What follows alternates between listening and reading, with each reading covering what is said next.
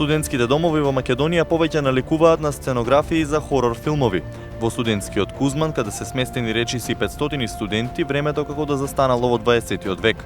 Откако ќе ја поминете пријавницата на горните катови, ве пречекува мувла и врати од собите кои едва и се држат на зидовите. А и самите студенти коментираат дека во домот се чувствуваат како да патуваат назад низ времето, во крајот на 50-тите години на минатиот век, кога всушност е изграден студентскиот Кузман. Старе многу, од 56-та година е студентскиот и условите се за во тие години. Доколку ги прашате студентите за условите во Кузман, прва асоциација им се токму хорор филмовите. Најголем проблем им представува најмањето приватност во минијатурните двокреветни соби, а се жалат и на нехигиената, особено во тоалетите. Хигиената значи е на многу мало ниво.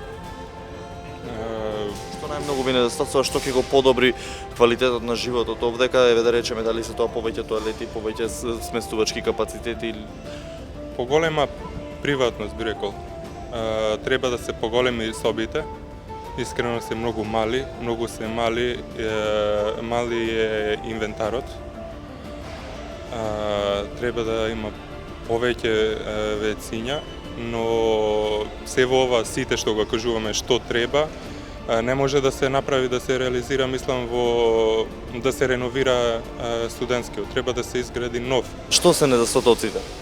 Па најмногу во врска со хигиената, во купатилата, вецеата.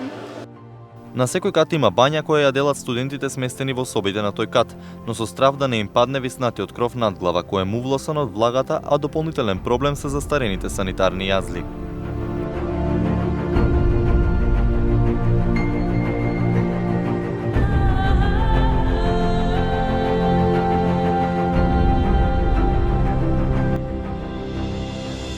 Пред се хигиената, тоа е најбитна, нормално, поголема хигиена, подобро одржување. Пред се, јас мислам дека најдобро би било да се смена, значи потполно вецејата, ново, значи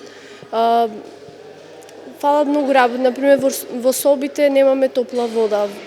Ѕидовите не се изфарбани, прозорците се стари, значи дува на зима.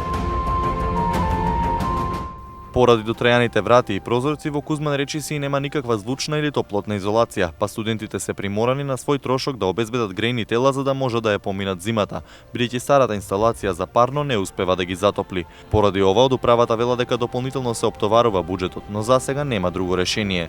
Од трите котли на мазут со години функционира само еден која снабдува мензата, пералната и останатите простории. Се прават напори да профункционира барем уште еден од котлите. Во изминатите години студентите реагираа на храната која се служи во мензата, особено на нејзиниот квалитет и обем. Сега велат овие проблеми се во голем дел надминати, но сепак сметаат дека има потреба од поразноврсни оброци. Од оброците делумно сум задоволна, бидејќи ето имаме 3 пати во денот, доручек, ручек и вечера. Меѓутоа, јас мислам дека на оброците мислам дека повеќе би требало да има овошје, зеленчу, десерти повеќе да има. Мислам има, ама многу се ограничени, например по една банана или една мандарина, така нешто.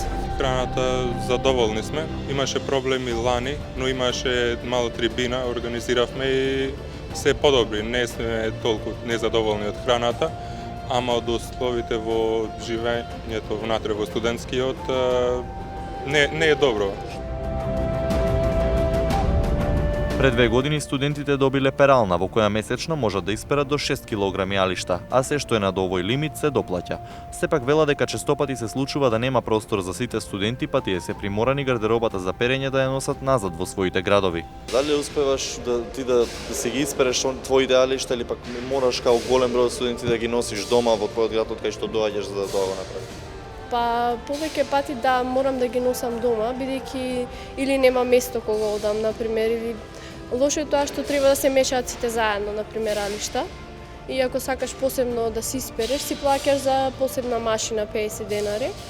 Меѓутоа, ето тоа е проблем што за бесплатно не може, или нема место, или например треба да чекаш по неколку дена и тоа е проблем. Нормално ќе си ги носиш дома да си ги испереш. Треба одредена количина на алишта да се однесат, а и плюс се мешаат со другите.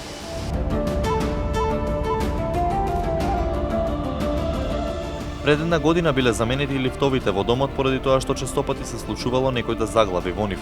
Освен тоа, во собите се поставени нови кревети, гардеробери и маси, што студентите сметаа дека е олеснителна околност, но сепак велат дека тоа не е доволно, ниту пак е единствената работа која им недостасува за поквалитетен престој.